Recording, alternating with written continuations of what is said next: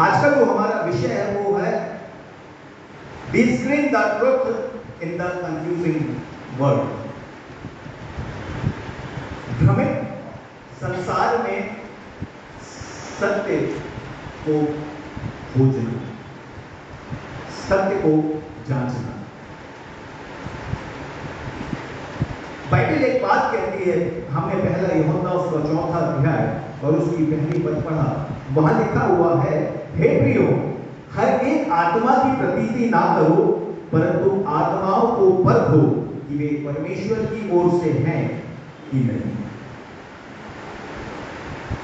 Bible हमको आरंभ से इस बात के लिए प्रेरित करती है कि मनुष्य जो है उसके सामने ये प्रतिबंध निरंतर बना रहता है कि वो सत्य को पहचान सके और सत्य के अनुसार अपने जीवन को तैयार कर सके और सच्चाई के साथ एक उचित विश्वास को धारण करे। हम सब आज विभिन्न मतों को देखते हैं जो मसीह समाज में विद्यमान हैं। कई विचारधाराओं को देखते हैं। यदि मैं कलीसिया के लोगों के बीच में ही एक प्रश्न रखूंगा तो उन प्रश्नों का सबका अपना अपना एक विचार होगा, लेकिन इन विचारों के बीच में यथार्थ कहां है, सत्य कहां है, हम में से कोई उसको जानता नहीं। हमको यह लगता है कि मैं जो ग्रहण करता हूं, मैं जो विचार रखता हूं, मेरा जो विवेक कहता है यही यथार्थ है, यही सत्य है।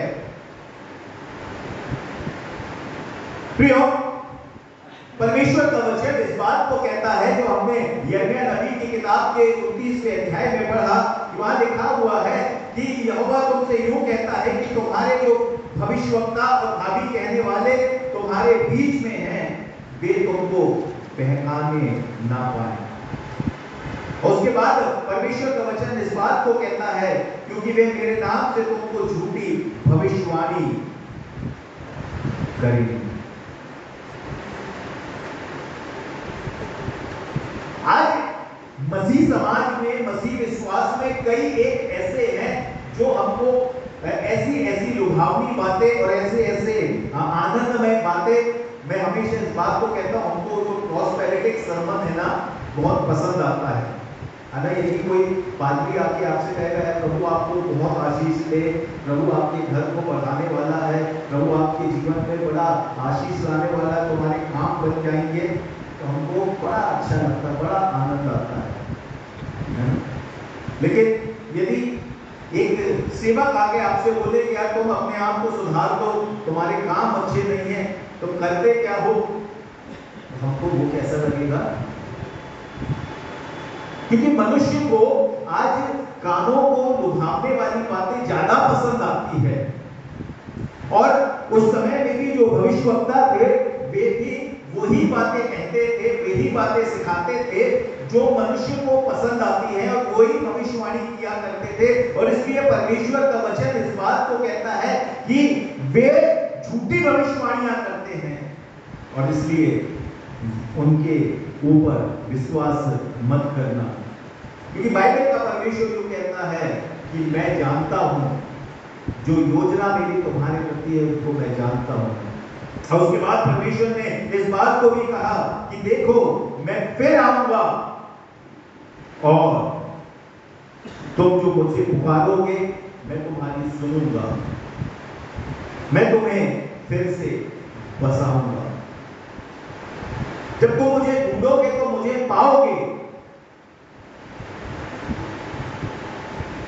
क्योंकि परमेश्वर का वचन इस बात को बताता है कि ये जो ढूंढना होगा ये यथार्थ के साथ होगा, सत्य के साथ होगा। अर्थात बाइबल का वचन इस बात को कहता है कि तुम मुझे मन से खोजोगे।